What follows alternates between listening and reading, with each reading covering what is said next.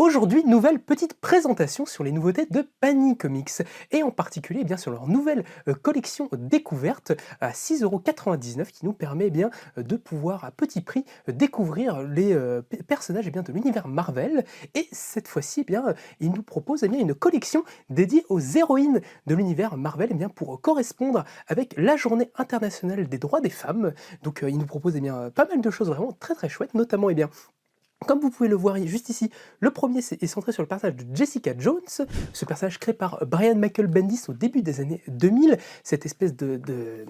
détective privé qui va eh bien s'intéresser un peu au-dessous de l'univers super-héroïque, un personnage qui a eu eh bien, une adaptation en série télé par Netflix il y a quelques années, qui lui a permis eh bien, d'être découvert un petit peu par le grand public et qui est sans doute pour moi l'un des plus grands personnages, un des meilleurs personnages créés eh bien, de ces dernières eh bien, décennies. Brian Michael Bendis a vraiment fait un excellent travail avec ce personnage vraiment très attachant, à la fois un petit peu cynique, un petit peu cassé par la vie. Elle a vécu bien des choses pas évidentes, notamment bien des agressions ou ce genre de choses. Et elle essaie d'évoluer un petit peu dans la vie comme elle peut, de peut-être bien essayer de se confronter à ces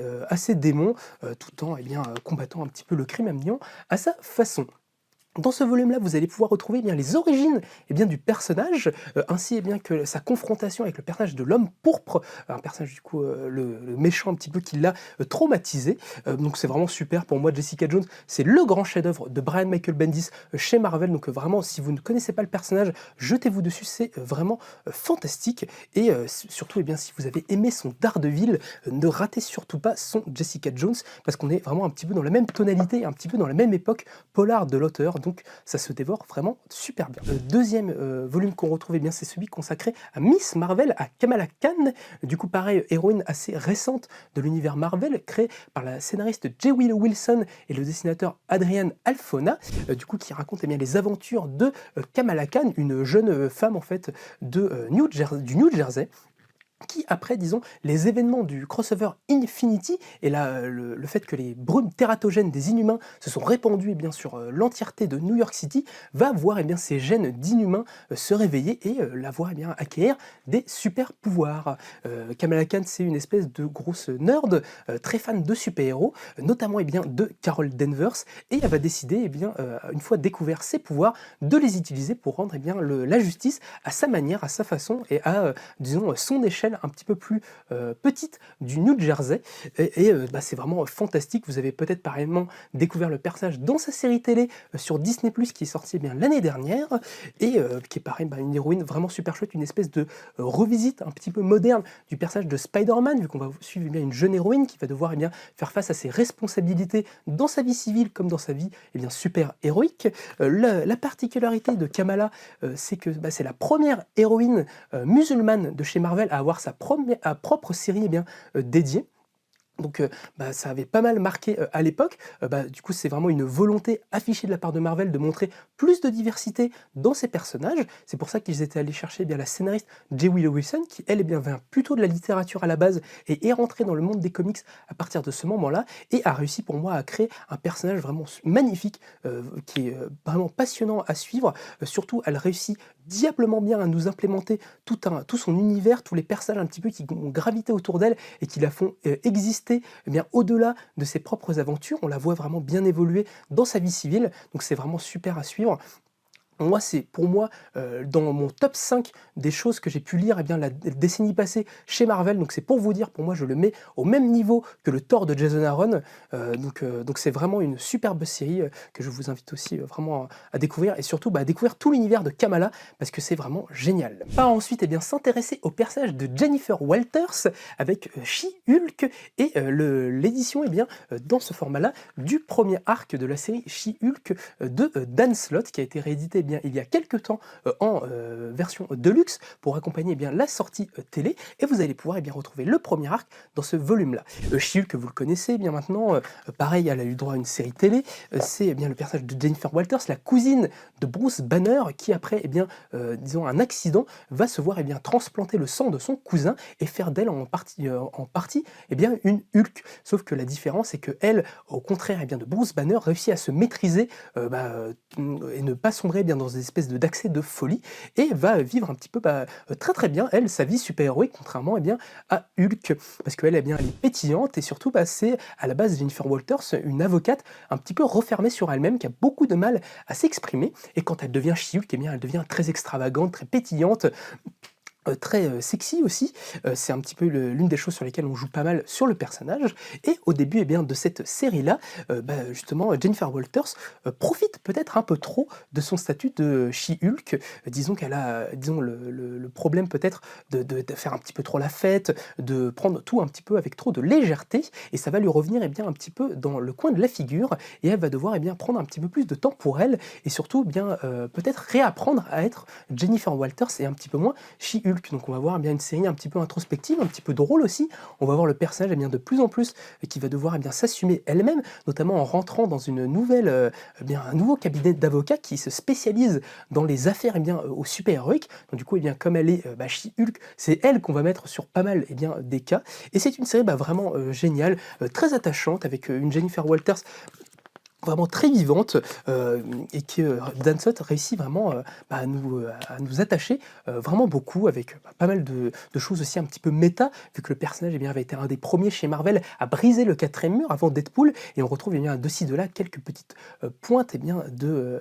choses un petit peu méta dans l'histoire que je vous laisse, bien, le soin de découvrir. On s'envole ensuite avec le personnage de Carol Danvers dans la série Captain Marvel. On va retrouver, bien, dans ce volume-là de Captain Marvel les histoires scénarisées par la géniale Kelly Sue DeConnick et le dessinateur David Lopez. Donc du coup, comme vous le savez peut-être, pareil, le personnage de Carol Danvers à l'origine, bien, ce n'est pas Captain Marvel. Captain Marvel, c'est un autre personnage, mais qui va, bien, très rapidement chez Marvel un petit peu trouver la mort dans une histoire vraiment très très culte et qui va voir, Carol Danvers, elle qui était à l'origine, bien, Miss Marvel, qui a obtenu, bien, ses pouvoirs, disons, en côtoyant le personnage, va, au fur et à mesure du temps, bien, se réapproprier un petit peu l'alias de cet ancien héros. Et c'est la scénariste, bien, Kelly Sue DeConnick qui va lui faire, bien, franchir le pas et la faire devenir, bien, officiellement Captain Marvel dans des aventures, bien, complètement cultes aujourd'hui qui ont fait date et qui ont rendu, bien, le personnage immensément populaire et qui l'ont fait atteindre, bien, la sphère des grands personnages Marvel. Du coup, dans cette série-là, on est sans doute, bien, sur la partie, bien, la plus culte de son run avec David Lopez où, bien, tous les deux envoient le personnage de Carol Danvers dans l'espace accomplir, bien, des aventures et on va devoir, bien, apprendre à s'affirmer beaucoup plus elle-même, à repousser, bien, ses limites, comme le dit le titre, dans des aventures spatiales à la fois, bien, grandiloquentes, un petit peu politiques, mais vraiment super cool à lire. Kelly Sue DeConnick, c'est une autrice vraiment hyper talentueuse qui a beaucoup, qui écrit beaucoup, notamment dans ses histoires, beaucoup de choses par rapport au féminisme, notamment par exemple dans sa dernière série en date en VO sur le Historia of the Amazon, qui est vraiment un chef-d'œuvre absolu, et elle avait déjà, bien, pas mal abordé les thèmes, bien, de l'indépendance, un peu de la femme, et toutes ces choses-là, bien, avec Carol Danvers et Captain Marvel. Donc pareil, si vous avez, bien, découvert un petit peu le personnage au cinéma, là vous vous retrouvez vraiment avec ce volume-là sur les meilleurs passages du personnage, sous la plume, bien, un petit peu de l'autrice qui a révolutionné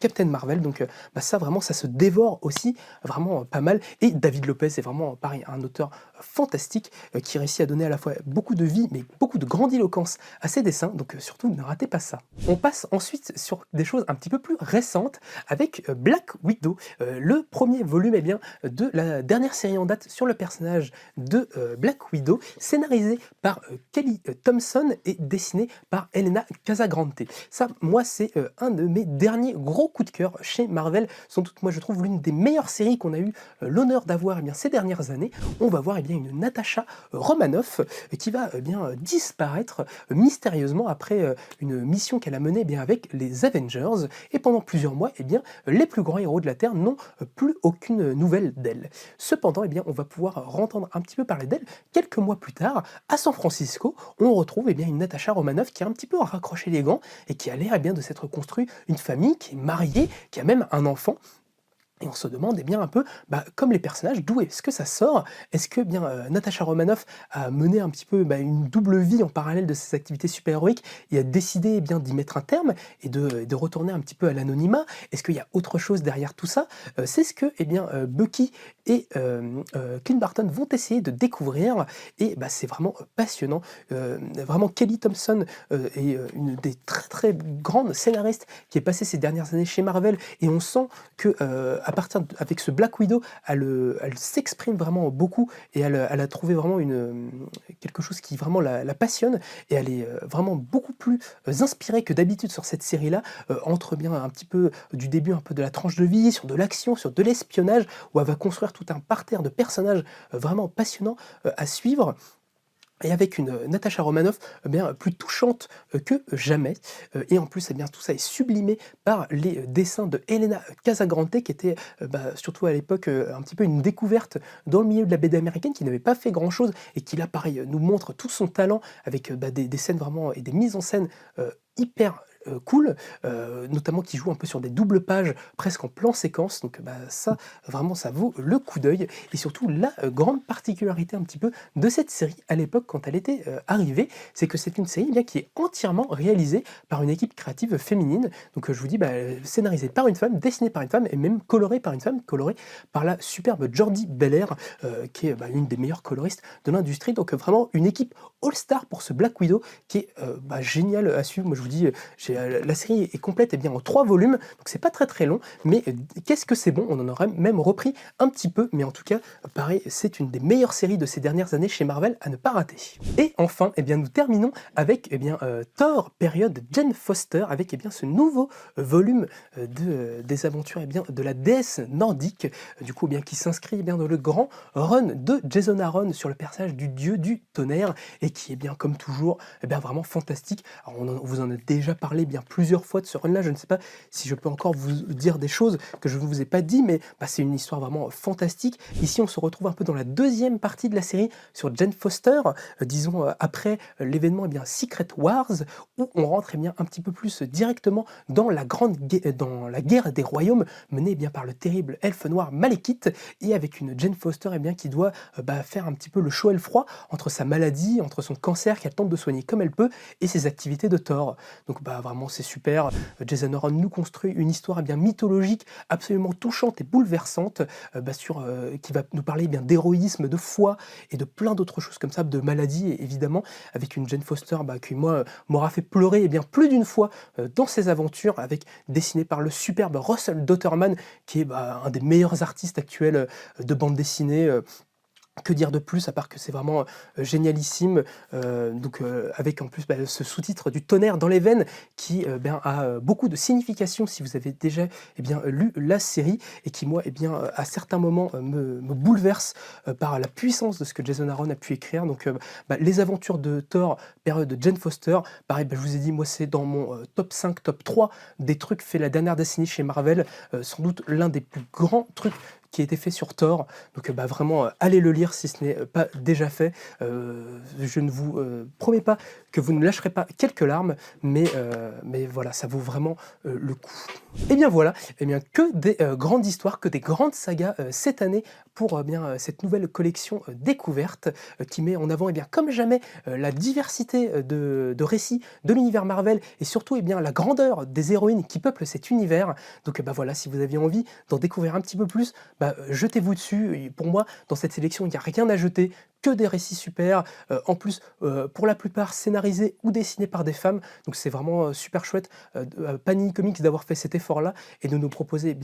plein de super récits. Donc j'espère que ça vous donnera envie de vous lancer encore plus dans l'univers de la Maison des Idées. Et tout ça est bien évidemment disponible dans le descriptif de la vidéo ou bien en boutique au 49 rue La Cépède. J'espère que ça vous a plu et je vous donne rendez-vous très vite.